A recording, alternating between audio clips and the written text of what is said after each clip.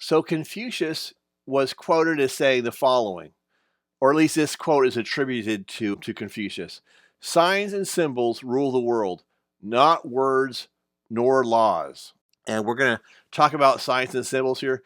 And I'm also announcing that I'm making the vinyl adapter my new symbol on YouTube. Oh yeah, vinyl baby.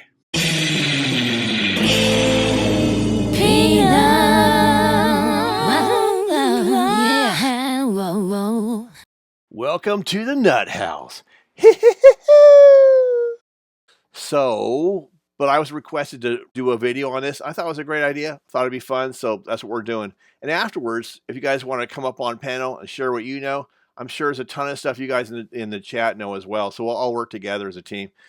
But since we're talking about signs and symbols, I think we should take a look at the Druids. Not very much was written about the Druids from their perspective. It's mostly from outside sources like Caesar, etc. So it's not that they didn't know how to write. They could write in Greek, for example, but they did not write for religious and cultural reasons. It was like a taboo for them. So possibly because of this, they are said to have developed hand signs to communicate with. But before we go into that, I want to say a few things. The Druids were the priestly caste of the Celtic world, meaning Ireland, Scotland, Wales, and at one time much of Western Europe. But the powers that be, the elites if you will, still seem to revere and use the same rituals and rites of the Druids, who were said to be connected to human sacrifice among other things. So there's that. The power and influence that they had rivaled that of kings. A good example of that would be in the characters of Merlin the Wizard and Arthur the King. Arthur was king of the land, but Merlin had power independently of Arthur from his magic, etc., and often acted as an advisor to Arthur. It's kind of similar to medieval Europe where kings would sometimes vie for power with the Pope. It's kind of similar to that, but different. I don't know a better example of how to explain it. Or it's similar to today where world leaders such as Trump are allegedly taking orders from someone like the Rothschilds, etc. But anyway, the Druids were kind of among other things, they were like consultants to the king, but they had their own power where they could remind him of where he had to fall in line with certain practices and traditions, etc. Anyway, that's a whole other topic in itself. But so there is a ton of symbolism in the Arthurian legends and stories, including the Sword in the Stone, the Lady of the Lake, the quests for the Holy Grail, and more. So all of those symbols are very Jungian, like Carl Jung and whatnot. But let's not get too far away from the topic. So Russ Dishart once said that he had at once spoken at length with the real Satanists who are connected to the Black Awakening, who is the army of super soldiers who will be unleashed on the world to cause chaos, which leads to the New World Order of the Antichrist. He mentioned that the Luciferian elites spoke in the ancient Pictish language of Druidism. The Pictish language is supposed to be extinct, and yet their elites still speak this ancient language. So that, based upon what Russ Dishart is saying, where he mentioned them and other people as well, that's why I thought I'd kind of start with this, because I assume most people out there don't have a whole lot of knowledge on this area, and even people that are in this community probably don't know a lot about it either. So that's why I'm going to bring it up. But in some ways, they probably know more than I do about certain aspects of how Druidism relates to the elites now and all the rotten things they want to do to people. And since the Druids and their rites are still utilized by the elites, then that just gives all the more reason why we need to take a look at their communication through symbols, that technique. So let's take a look, shall we? It's a very similar to how gang members can communicate through their symbols. Like when gang members flash their signs, it's similar to that. Or like when the Illuminati, they flash their diamond hands gestures and whatnot. But we'll cover that more later. But classical authors such as Caesar and Pliny tell us that the Druids were secretive and guarded their knowledge. They had strict prohibitions against the written word, preferring oral transmission of ideas. In this environment, nonverbal signals and gestures would make sense. That is why their training involved committing their knowledge to memory. I think the training might have taken up to like 20 years or something like that. And other sources might differ on that, but it was fairly lengthy. And so they had to study and perform memorization practices as they were basically walking encyclopedias. So they didn't have anything written down. So all that knowledge had to be upstairs in their head. So they had to remember things. And because of that, I think in the future I may need to do a dedicated video on the Druids alone, because it's a pretty interesting topic. And in the elite circles of the occult, who really are the people who rule everything, they are connected to Druidic rituals and philosophy at the highest levels. And as I mentioned previously, Russ Dizdar made a point about this. And I have heard similar sentiments from some of the biggest truthers out there. So, where there's smoke, there's fire. But for our purposes, for now, we just needed a bit of backstory to understand why the Druids developed their own hand symbols to communicate with. The Druids valued secrecy, but if you think about it, don't all people in power somewhat value secrecy? I think they all have that in common. And that is certainly true of the priestly class across time and multiple cultures. Like, for example, the Elysian Mysteries. The keepers of knowledge hid what they knew from the masses. For example, how they were able to calculate things like an eclipse, etc., while they kept the masses dumbed down so they wouldn't be able to take power from them. Kind of like now. Because if all the commoners were privy to this secret knowledge, then the elites would lose their power. That's why they learn about signs and symbols and we don't. A modern example of this would be the Freemasons. Many people enter Freemasonry like a guild for artisans to learn their craft, to help them acquire wealth. Some occupations still take on apprentices, etc. So many people become Freemasons to network and gain an advantage in business.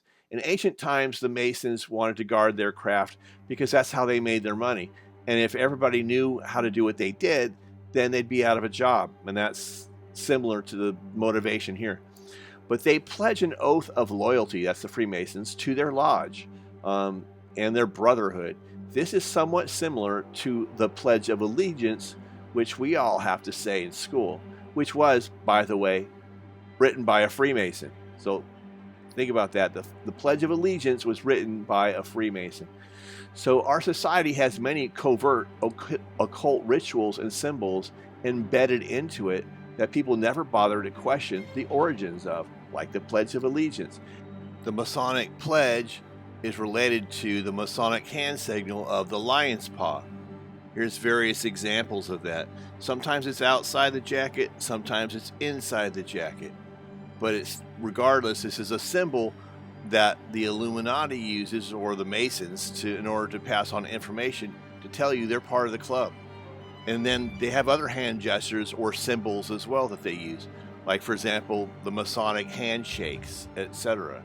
So these are all symbols that they use to communicate with that we don't understand. And I'm sure the same is true with Druid beliefs, among others. So who knows how deep these kind of rituals and activities go from these secret societies, and how far back they go to other cultures in ways that we would never even suspect. It's just, it's kind of like blended in with everything that's in society. Anyway, classical authors such as Caesar and Pliny consistently say that the Druids were secretive and guarded their knowledge. They avoided writing down their teachings, preferring oral transmission. In such an environment, using nonverbal signals or coded gestures would make sense. The closest documented tradition, Colbrand hand gestures in bardic lore, bards were poets of the threefold Druid system, followed by ovates, who are like seers, and interpreters of signs and whatnot. And the third tier of the system were the Druids. The Druids were like the top of the food chain. That's like the third tier of the whole system. In the middle, you had the seers or ovates.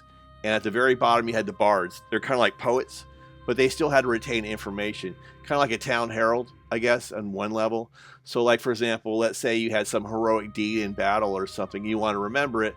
Then a bard would write a song or a poem about it. If they were bringing news of something that happened far off, Then they were kind of like the news of the day too, and they would be also a bit like the historian who know the records of all the important deeds and events that happen in each locality. So that's kind of what the bards were. So by communicating through symbolism, the Druid system did control the religion of the people, but they also controlled their education, their history, their news, and to some extent the political leaders themselves and the thoughts and opinions of the people. This is very similar to how our own universities broadcast news, political leaders, and opinions are controlled also by the cults of the elites that control us as well. Do you see the similarities?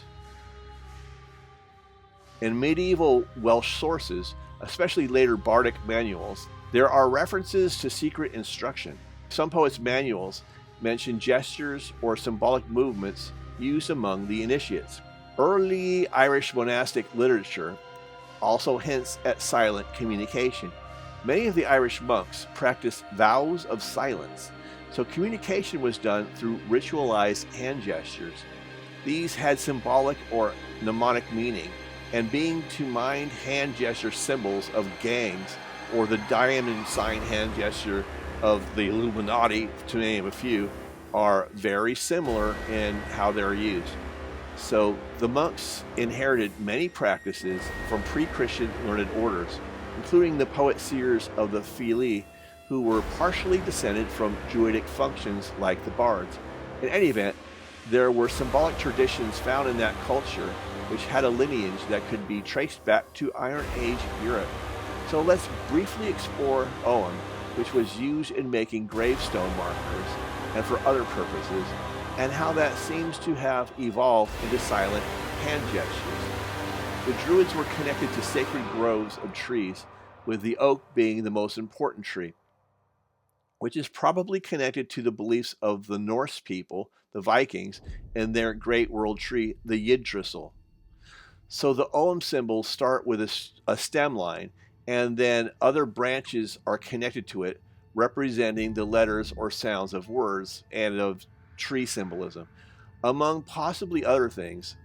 So the Y is like the limb of a tree or the start of a sentence. Then the notches that you add to it are like the branches of that correspond to letters. So this is purely speculative on my part, but once you have the system down, then perhaps you could basically read the limbs of trees, like their branches in nature, like their books. So if you followed branches and trees and analyzed what word each tree branch was saying, then I suppose you could look for messages in the trees themselves. I don't know. So maybe they might have looked at like the whole forest like a big library in a sense. That's purely speculation. But regardless though, each of the letters in the Ogham alphabet stood for a tree. Like the B in that alphabet was basically meant birch and so forth, like a birch tree. So, just want to point that out. On the screen, you'll see that some letters like B point down and some letters like H point up and so forth. This is an Ogham that spells, of all things, nut. So I thought you guys appreciate that. So if you look at the forearm as the stem line, then you can use the fingers on the other hand to theoretically make letters. For example, one finger tapping on the upper forearm would mean B, while two fingers striking down diagonally would mean the letter L. They could also use the same system by using the nose as the stem line and just putting fingers across the nose. In any event, the Ogham symbols are connected to tree names, and they are used in this fashion as one way to use symbols to silently pass on secret information. Here's an example of an Ogham symbol written in stone. And speaking of stone, there is a Stone Age monument in Ireland called Newgrange. It's a man-made cave that sits on top of a hill near the River Boyne. It is connected to Boann and the story of an overflowing well. In the story, Boann had an affair with another Celtic deity, the Dagda. So to cover up for Boann's soon-to-be love child, he held the sun in the sky for 9 months until she was able to give birth, without anyone knowing. So it's kind of like time stood still during that time. I've been inside this Stone Age monument before. It's pretty cool. It's like it's Stone Age authentic bits of history. The whole thing. It's got the carved spirals in it and everything. It's pretty trippy. So right around this almost exact time of year. So it's like December 6th right now. We went in there in late December. So just about this exact time of year that I'm bringing this up is when I was actually in there. So it's kind of like deja vu in the broken record, right? Anyway, only once a year does the sun hit just right to light up the inner chamber of Newgrange. And that is on the one day of the year is the winter solstice. So right at the winter solstice, that's the only time that the sun hits just right to light up the inner chamber in the back of Newgrange. It kind of feels like ovaries or something. Like, I don't know. It feels like you're in a womb, so to speak.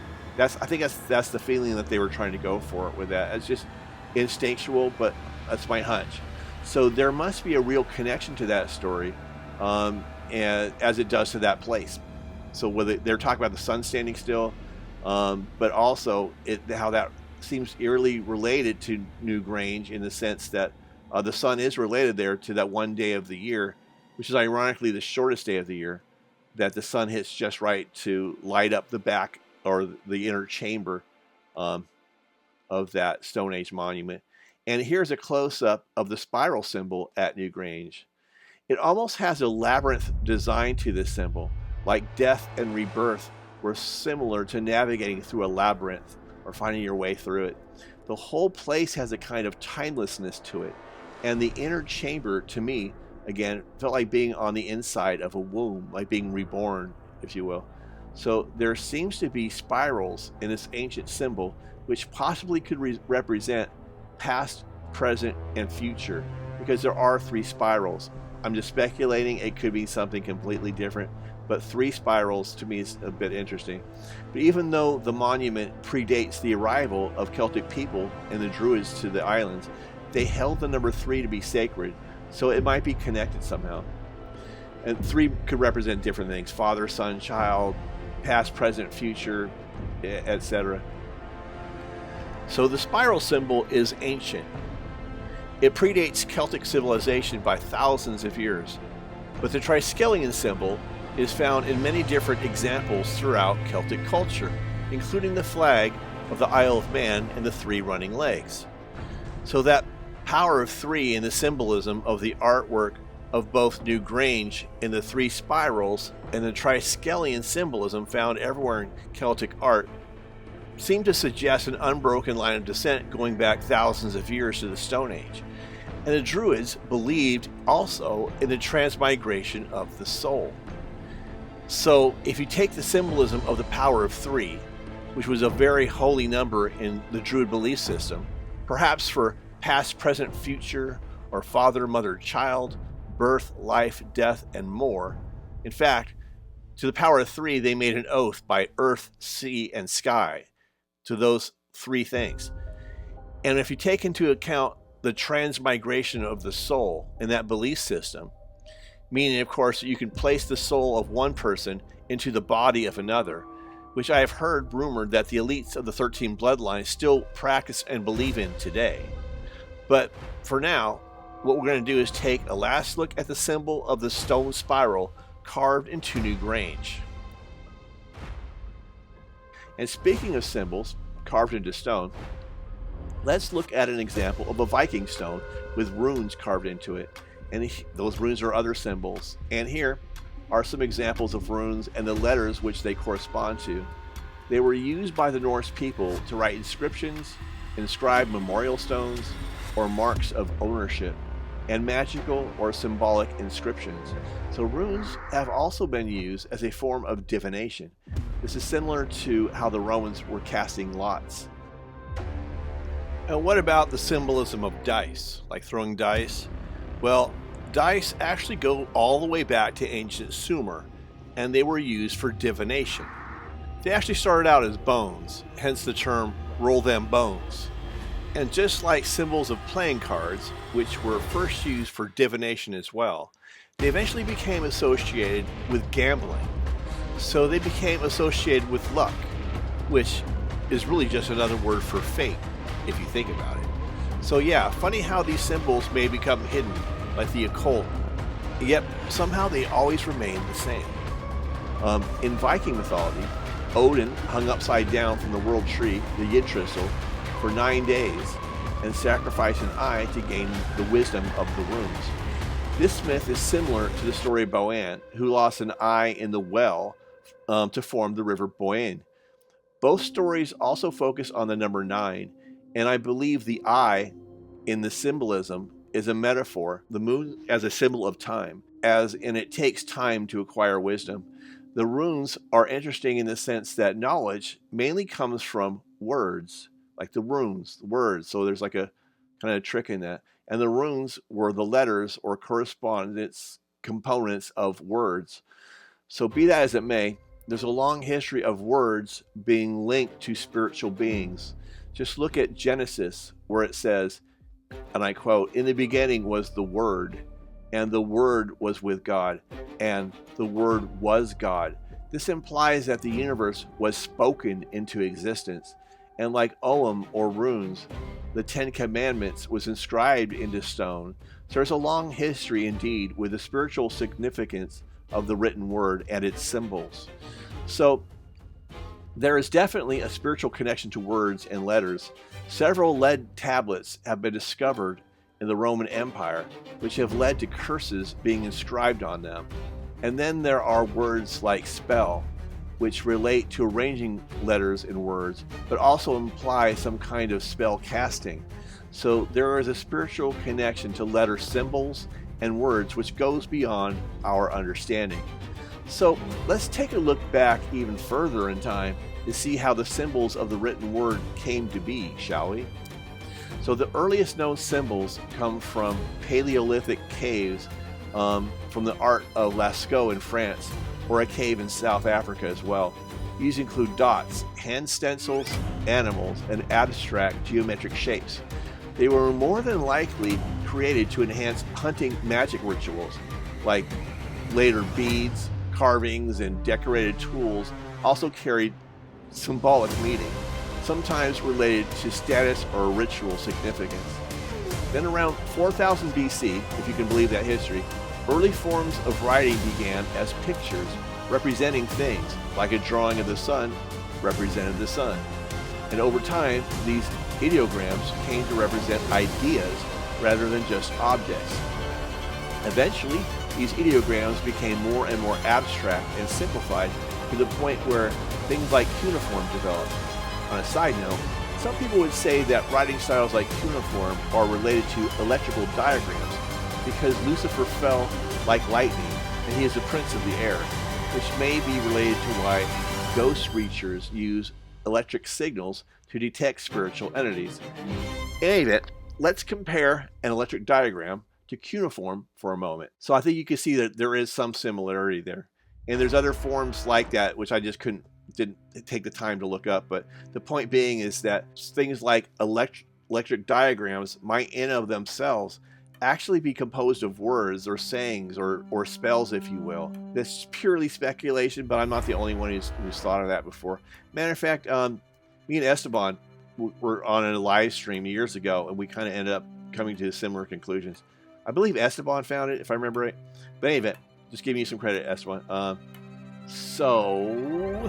But eventually the pictographs became more and more stylized, simplified, and abstract until you end up with modern writing symbols. But as previously mentioned, there has always been a spiritual component to the written word, even in a modern context, but not as obvious to spot.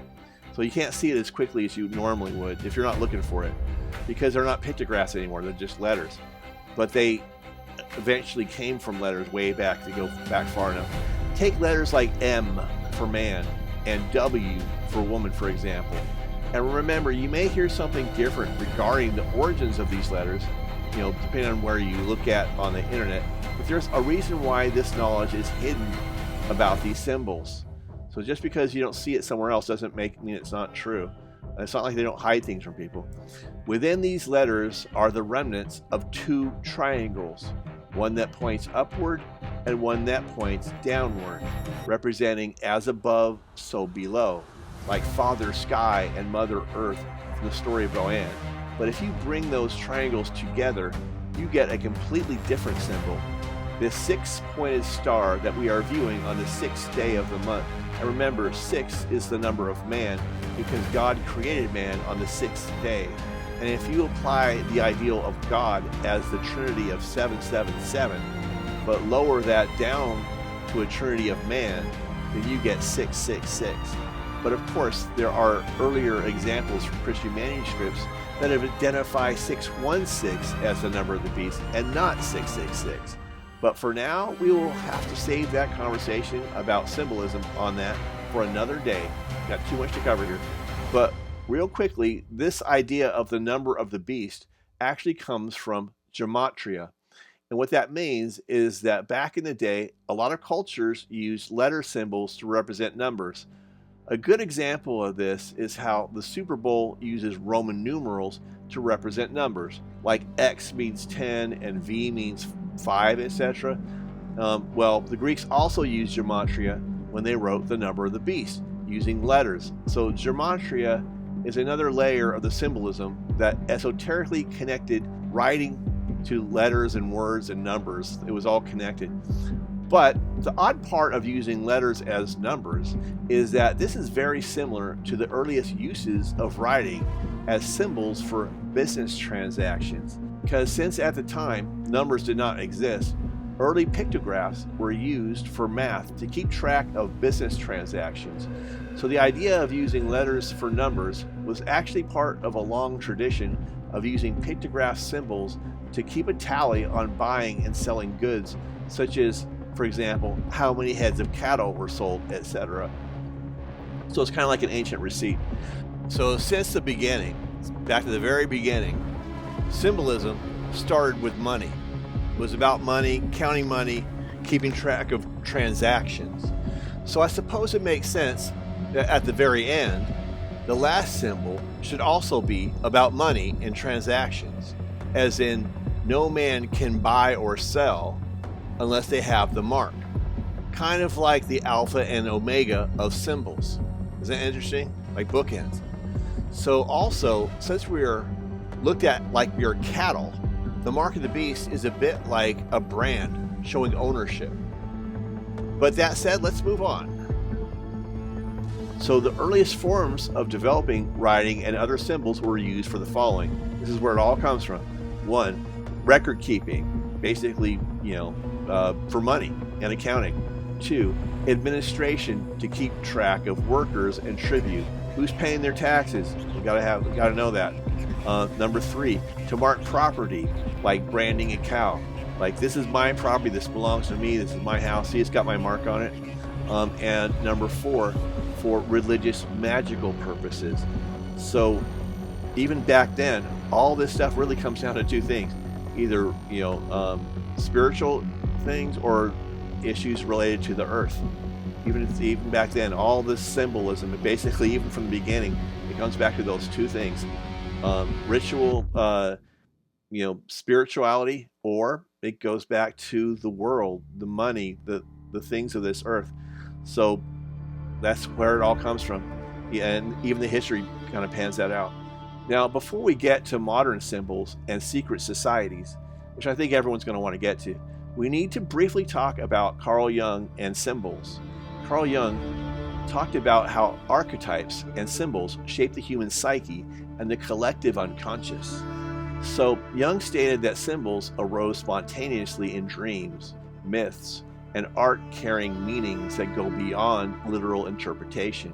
He went on to lament that the alarming poverty of symbols in modern life was missing, and warned that when society loses meaningful symbols, they risk spiritual disconnection, like people will disassociate from the wider culture.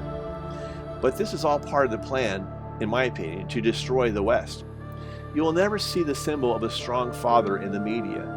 The elites are also attacking the symbol of lovers as they pit men against women and they pit them against each other. So slowly but surely, all the symbols that once identified who we were as a people are now being demonized to the point where it is more and more difficult to identify with a country and a culture that people can no longer see themselves in. They can't identify with it anymore, right? And for better or worse, to some people, Trump was a symbol of hope for America. He was a symbol that they see eroding in front of their own eyes. For other people, Trump may symbolize something very negative. But either way, I don't trust politics on either side, so both sides can relax. I'm just making a point that all of our symbols are being systematically attacked because symbols do matter. So like it or not, deny it or accept it, the people who really run this country want to pit everyone against each other, to divide and conquer what's left, and then from the smoldering flames of the chaos, rise like the symbol of the phoenix from the ashes to bring in the new world order. As they give us new symbols, like one, like the symbol of one, we're all going to become one. That's our new symbol. As we all become one, as in one world government, and the new symbols will be the new propaganda tools in the new and improved enslavement of humanity. So let's take a look at 666 and symbols that are here right now, starting with the OK hand symbol. Each finger used in the circle of the thumb to create another 6. So it's like 666. So 3 fingers create 3 sixes. This is often combined with one-eye symbolism, which also refers to Lucifer. So once you see this pattern, you'll begin to notice famous people posing this way all the time. This is their way of showing you that their allegiance is to Lucifer. But now for a quick word about one-eye symbolism in general. One-eye symbolism is related to the Antichrist, but there is only one verse in the entire Bible that seems to support this assertion. That would be Zechariah 11:17, which states, "Woe to the idle shepherd that leaveth the flock. The sword shall be upon his arm and upon his right eye. His arm shall be clean dried up, and his right eye shall be utterly darkened." End of quote. That was Zechariah 11:17. But it doesn't really directly say it. So the only direct association of a dark spiritual one-eyed leader during the end times actually comes from Islam, where they claim that the Dajjal, their version of the Antichrist, will only have one eye. But the Messiah of Islam will more than likely be our Antichrist. But it's complicated because we haven't even taken into account the Mashiach yet. So it's a lot to unwind there and unpack. But the all-seeing eye of surveillance, that might be what they're referring to with this gesture, like the actual beast system. So all other mythical eyes, whether they be from the Viking Odin or the Egyptian Horus or the Greek Cyclops, all refer back to either the sun or the moon in their symbolism. So perhaps the one-eye symbolism refers back to the black sun of Saturn, but that is just speculation on my part. And for all I know, it might have something to do with the Islamic moon, which shows up in their iconography. And there is no shortage of one-eye symbolism in pop culture, including Mr. Peanut. I've explained to people a million times that Mr. Peanut probably is about one-eye symbolism. That's probably true, but that's not why I picked out Mr. Peanut. He just makes me laugh. It's just goofy fun. So lighten up, people. It's just a joke. And sometimes it just takes discernment to see the difference. And the ironic part of this is we're talking about this on YouTube, which is owned by Google, which is basically funded by the CIA. So, I don't know, it just comes across as a little disingenuous when someone has a problem with Mr. Peanut and they're telling me about it on YouTube. I mean, really? And since we were on the subject of Google and how Google owns YouTube and the CIA funded Google, here's an example of Gmail. And if you look at it, you can tell side by side that Gmail, their logo is basically based upon a Freemasonic apron, Freemasonry. And the G in Gmail, that comes from Freemasonry as well. So there's more symbolism in that. So that being said, let's move on and take a look at some more examples of one-eye symbolism, shall we? So the CBS logo has the all-seeing eye. Then you have one-eye minions and the one-eye symbolism in the logo for Monsters, Inc. But we're not done yet, because then there is the Time Warner Cable and Icon Films logos. Next up is LG and the Goodwill logo. All have that one eye symbolism, which leads us to the pyramid on the back of the dollar. Like the AOL logo, this has both the one eye symbolism as well as the pyramid symbol. The elites revere Egyptian symbolism, as is evident in the obelisks of Washington, D.C., Rome, and London. So let's take a look at some more pyramid symbolism in company logos such as Adidas, Marlboro, Citgo, Delta Airlines, Reebok, Paramount, and plenty more. So we've taken a look or two at the one-eye symbolism and the pyramid symbolism in logos. So let's change gears for a minute and look at some 666 symbolism as well. Starting with the hidden 666 in Google's logo, then moving on to the obvious 666 in Lucius, and the Monster drinks, which has the hidden Hebrew number 6 3 times. And next we have the hidden 3 6s in Walt Disney's autograph, followed by the CERN logo, and then we also have the hidden 3 6s in the Taco Bell logo. But we're not done yet, because now we need to look at the hidden pentagrams everywhere, starting with Texaco, and then looking at the following: Converse All-Stars, OnStar, Captain America's Shield, JAC Motors, Star Cinema, the Orlando Magic, the Texas Stars, Landstar Trucking, and finally, the U.S. Air Force. And this leads us to Aleister Crowley's law of reversal, where he instructed his disciples to do everything backwards. So the law of reversals is yet another example of how the satanic powers that be hide so much from us in plain sight, in logos, symbols, and elsewhere. The first example I have is from Harpo Studios, which is Oprah spelled backwards. So spelling backwards is one aspect of the law of reversals. Then we have the album cover for Supertramp's Breakfast in America, where you can see the number 9/11 above the Twin Towers when you reverse the images. And then comes the Space Force logo, which looks like the Baphomet when you turn it upside down. And then there is a portrait of King Charles, which looks like hell. And then when you mirror the image and flip it upside down, you get the Baphomet symbol, followed by Doge, which spelled backwards equals EGOD, and that leads us to the blue origin symbol, which upside down turns into the Baphomet. And this is followed by the Dio logo, that when flipped says devil. And last but not least, we have the Grateful Dead album cover, that when you take the mirrored image of this upside down, it reveals hidden words. And since we are talking about symbols, sigils are a specific kind of symbol that is often a combination of letters used to form a new symbol used in magic. I'm not saying this is a good thing. In fact, I would warn against using these all together. But we are all supposed to be as wise as serpents according to Scripture. So look at this like the warning label on a poison bottle and learning how to recognize it. We are all on the good side. So on our side, we don't need amulets and trinkets and talismans of power. But you need to know your enemy, so it's good to recognize it when you see it.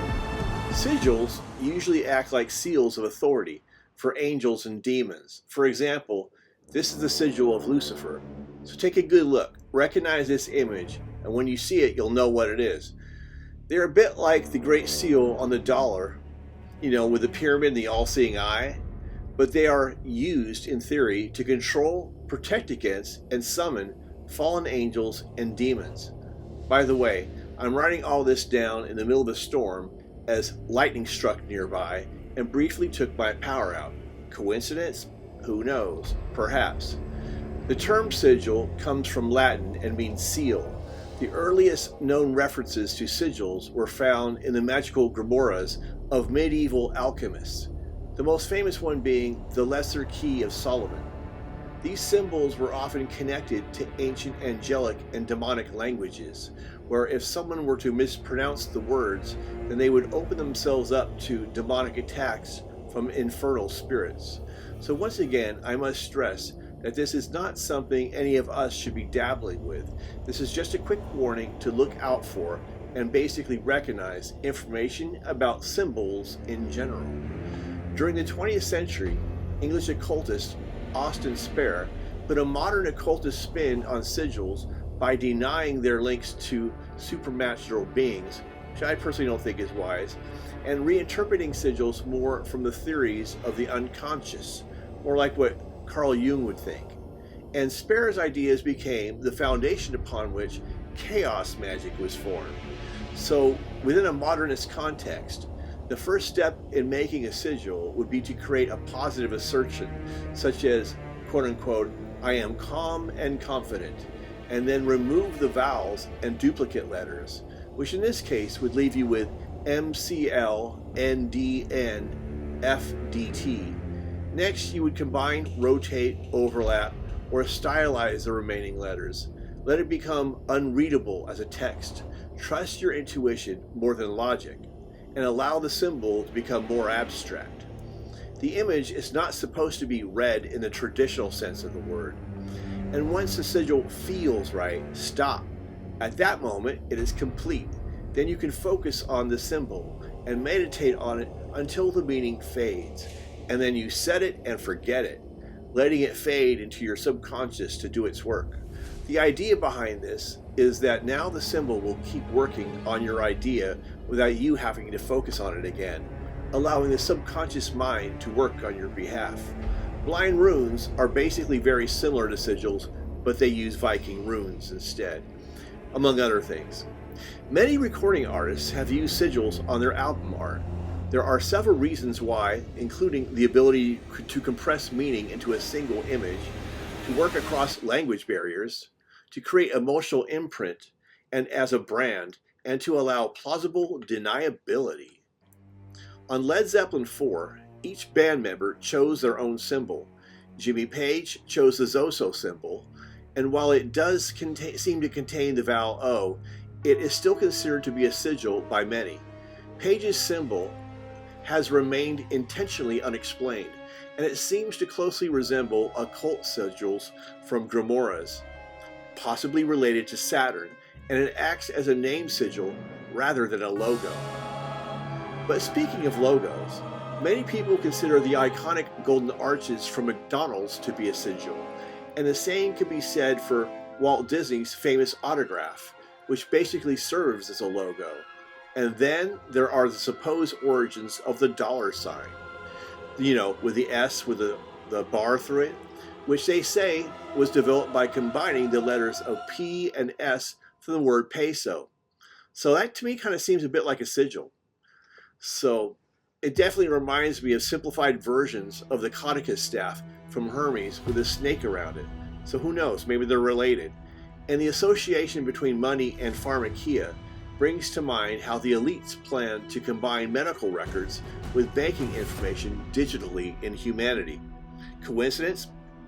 Maybe, perhaps. And then there are the symbols of combined letters in sports names, like the Dodgers and the Giants and the Yankees and more. At the very least, they seem to resemble sigils, which seem to imply that professional sports and those combined letters in the supposed sigils are the product of sigil magic. But that is purely speculation on my part, and I digress. So let's take a look at some more sigils and album art, shall we? The album art of the band Tool uses sacred geometry, eye motifs, and non-verbal symbolic language. Tool's visuals work like meditative sigils designed to bypass rational thought. And then there is 9 Inch Nails, where you have symmetry, the law of reversal, and Trent Reznor himself, who has spoken about symbols as emotional compression. And I'm sure there are plenty more out there. But now that we've discussed sigils as a form of symbols, let's move on and take a look at some more of the popular symbols that most of us will be able to recognize, shall we? And now I can't fit everything in, so time for a quick lightning round of symbols to get as much in as I can. And by the way, lightning itself is a symbol of Lucifer because he fell like lightning from heaven. So Another symbol I'd like to think about is the black and white tiles of the Freemasons. You see them in movies all the time if you look for it, which stand for the duality of good and evil. Or the Masonic G is another symbol that's quite common, which has many interpretations, including the following. It could represent the great architect of the universe, or the initials GAOTU, which rearranged contain the word goat.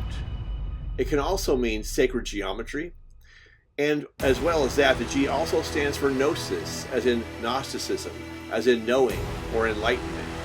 But also, Masonry is connected to the number 33. So G is the 7th letter of the alphabet. But if you keep counting from there and go all the way around the alphabet till you end up back at G again, the second time you land on G, it is the number 33. The 33rd degree in Masonry is allegedly where they tell you that Lucifer is their god. But also, this is symbolic because Jesus was 33 years old when he was crucified. Also, 33 is like the third of the angels who fell from heaven in the Bible. Some other interesting points about 33 is that 1933 was the start of the Nazi regime, and the United Nations logo has 33 segments in it. And speaking of Nazis, let's take a quick look at the origins of the swastika. The symbol appears as early as 10,000 BC across Eastern Europe, Central Asia, India, and China.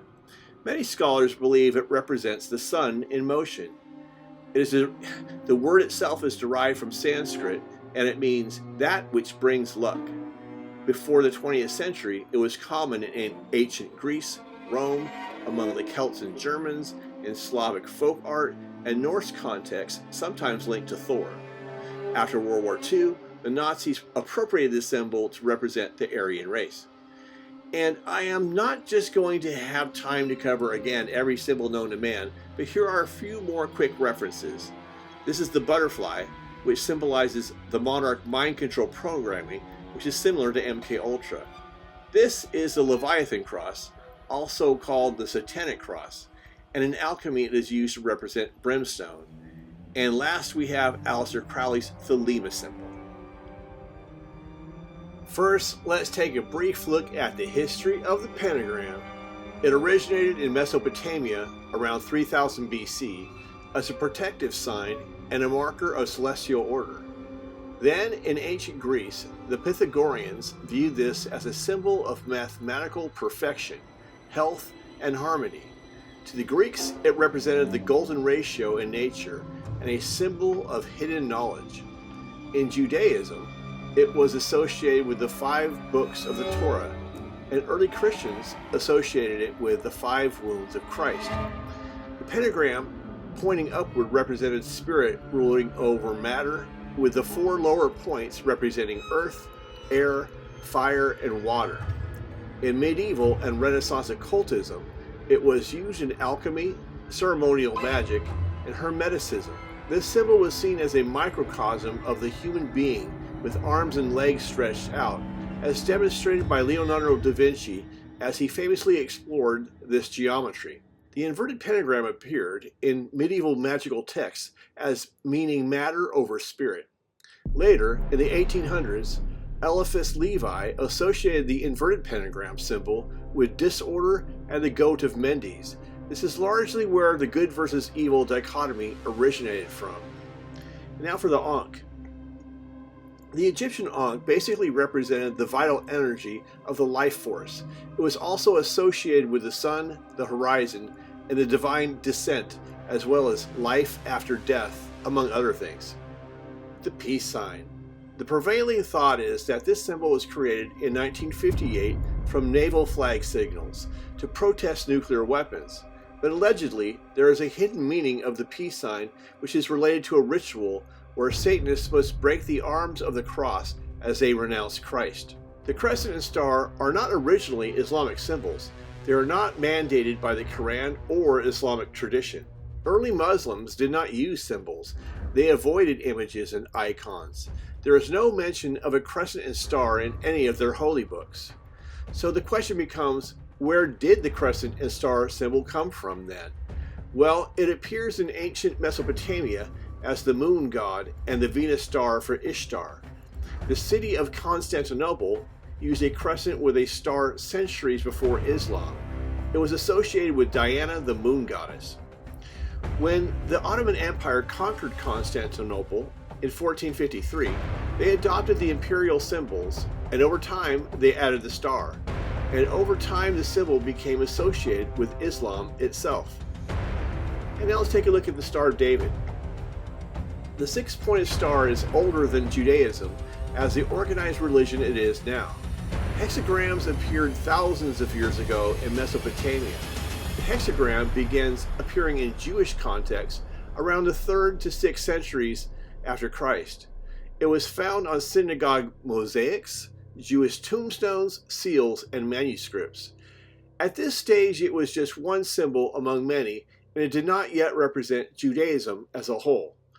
The association with King David does not appear until medieval times, and no biblical text links David to the hexagram.